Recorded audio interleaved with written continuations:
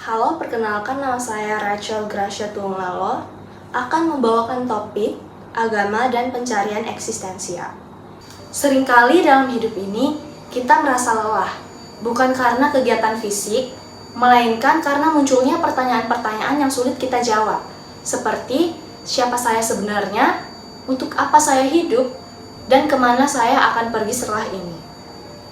Saat dunia terasa bising, pencapaian tidak lagi memberi kepuasan, dan relasi tidak selalu membawa kehangatan.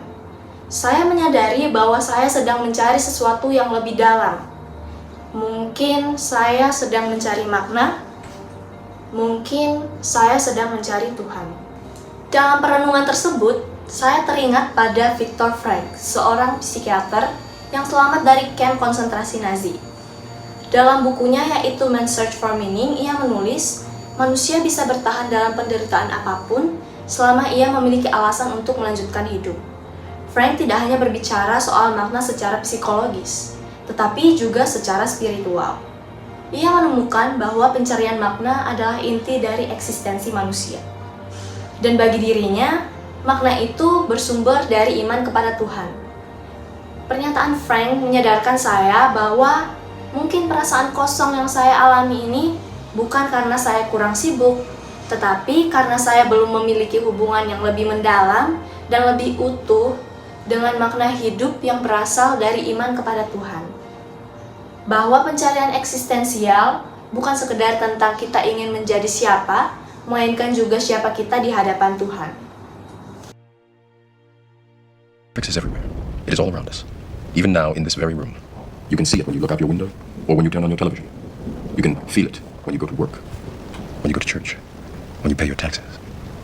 It is the world that has been pulled over your eyes to blind you from the truth. What truth? That you are a slave, Neo. Like everyone else, you were born into bondage, born into a prison that you cannot smell or taste or touch. A prison for your mind. Unfortunately, no one can be told what the Matrix is. You have to see it for yourself.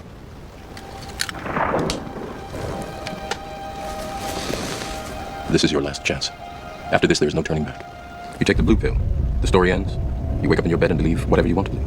You take the red pill, you stay in Wonderland, and I show you how deep the rabbit hole goes.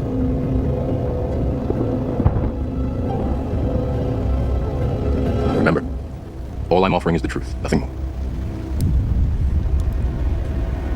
Dari cuplikan video tadi membuat saya berpikir, saya juga kadang seperti Neo, terjebak di rutinitas, pencitraan, dan tekanan sosial. Semua kelihatan baik-baik saja, tapi dalam hati kosong. Saya juga ingin tahu kebenaran tentang hidup saya, tapi ternyata jujur dengan diri sendiri itu tidak mudah. Apalagi kalau ternyata yang selama ini kita kejar bukan hal yang benar-benar penting. Perenungan saya menjadi semakin dalam ketika membaca tulisan Thomas Merton, seorang biarawan Katolik yang banyak menulis tentang kehidupan batin. Ia pernah berkata, semakin seseorang mencari dirinya di luar Tuhan, semakin ia kehilangan dirinya. Kalimat ini membuat saya berpikir, mungkin selama ini saya terlalu sibuk mencari jati diri dengan hal-hal di luar, seperti pencapaian, pujian, atau kesibukan. Sampai lupa bahwa yang saya cari sebenarnya ada di dalam hati, di dalam hubungan saya dengan Tuhan. Thomas Merton mengingatkan pentingnya diam dan merenung, mengambil waktu untuk menjauh dari kebisingan dunia, agar bisa mendengar suara hati.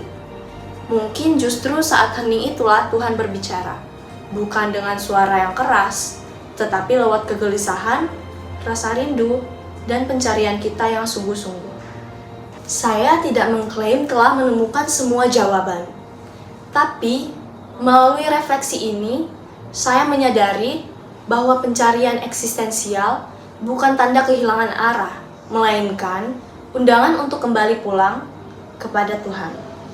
Agama bukan sekedar aturan, tetapi ruang penjumpaan dengan makna yang sejati. Dan mungkin dalam setiap pencarian yang tulus, kita sedang dijemput. Karena sesungguhnya, apa yang kita cari juga sedang mencari kita.